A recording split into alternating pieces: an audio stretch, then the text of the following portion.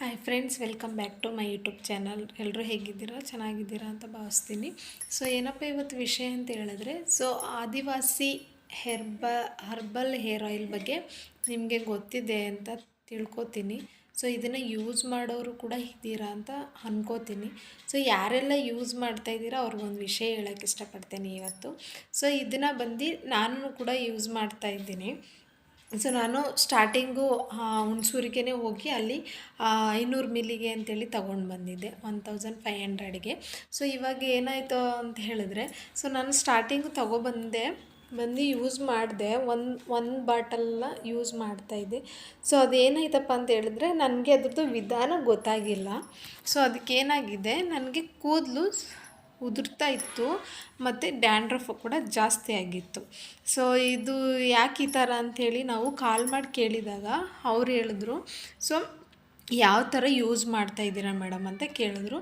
So ನಾವು ಹೇಳಿದ್ವಿ, ಇದನ್ನು ನೈಟ್ ಟೈಮು ವಾರದಲ್ಲಿ 3 ದಿನ ನೈಟ್ ಟೈಮು ತಲೆಗೆ ಆಯಿಲನ್ನು ಅಪ್ಲೈ ಮಾಡಿ ಮತ್ತು ಮಾರ್ನಿಂಗ್ ಟೈಮು ಸ್ನಾನ ಮಾಡೋದು ಅಂಥೇಳಿ ನಾವು ಮಾಡ್ತಾಯಿದ್ದು. ಸೊ ನನಗೆ ಈಗ ಕೂದಲು ಉದುರೋಕ್ಕೆ ಸ್ಟಾರ್ಟ್ ಆಯಿತು ಮತ್ತು ಡ್ಯಾಂಡ್ರಫ್ ಜಾಸ್ತಿ ಆಯ್ತಲ್ಲ ಅಂಥೇಳಿ ನಾವು ಕೇಳಿದ್ದಕ್ಕೆ ಅವ್ರು ಹೇಳಿದ್ರು, ಈ ಥರ ಯಾವ ಥರ ಯೂಸ್ ಮಾಡ್ತಾಯಿದ್ದೀರಾ ಅಂತ. ನಾವು ಮಾಮೂಲಿ ನೈಟ್ ಟೈಮು ಆಯಿಲನ್ನು ಹಾಕಿ ಹೇರ್ಗೆ ಮತ್ತು ಬೆಳಗ್ಗೆ ಟೈಮು ಸ್ನಾನ ಮಾಡ್ತಾಯಿದ್ವಿ ಅಂತೇಳಿ ಹೇಳಿದ್ವು.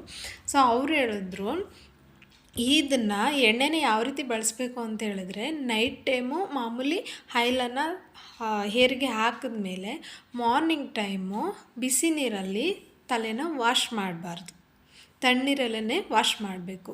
ಯಾಕೆ ಅಂತ ಕೇಳಿದ್ದಕ್ಕೆ ಅವರು, ಈ ಬೇರುಗಳನ್ನೆಲ್ಲ ಗಿಡಮೂಲಿಕೆಗಳನ್ನು ನಾವು ಬಿಸಿಯಲ್ಲಿ ಇದನ್ನು ಬೇಯಿಸಿ ಎಣ್ಣೆನ ತಯಾರು ಮಾಡೋದ್ರಿಂದ ಸೊ ಆಯಿಲನ್ನು ಹೇರಿಗೆ ಹಾಕಿದ್ಮೇಲೆ ಸೊ ತಣ್ಣೀರಲ್ಲೇ ವಾಶ್ ಮಾಡಬೇಕಂತೆ ಇದನ್ನು.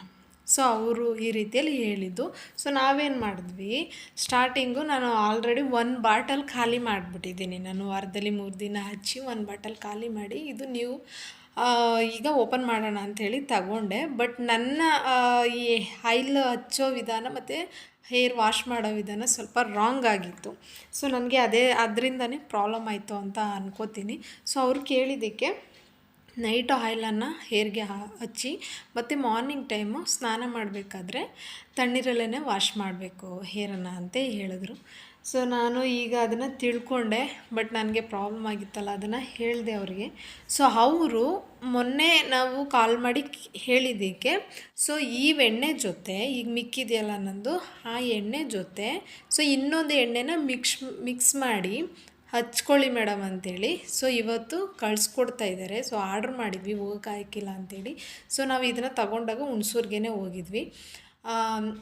ಈಗ ಹೋಗೋಕೆ ಆಗಲ್ಲ ಅಂಥೇಳಿ ಸೊ ಆರ್ಡ್ರ್ ಮಾಡಿದ್ವಿ, ಇವತ್ತು ಬರುತ್ತೆ ಅಂತ ಹೇಳಿದ್ದಾರೆ. ಸೊ ಆ ಎಣ್ಣೆನ ಅವ್ರು ಕಳಿಸ್ಕೊಡ್ತಾರಲ್ಲ ಎಣ್ಣೆನ ಈ ಎಣ್ಣೆ ಜೊತೆ ಮಿಕ್ಸ್ ಮಾಡಿ ತಲೆಗೆ ಹಚ್ಕೊಳ್ಳಿ ಅಂತ ಹೇಳಿದ್ದಾರೆ.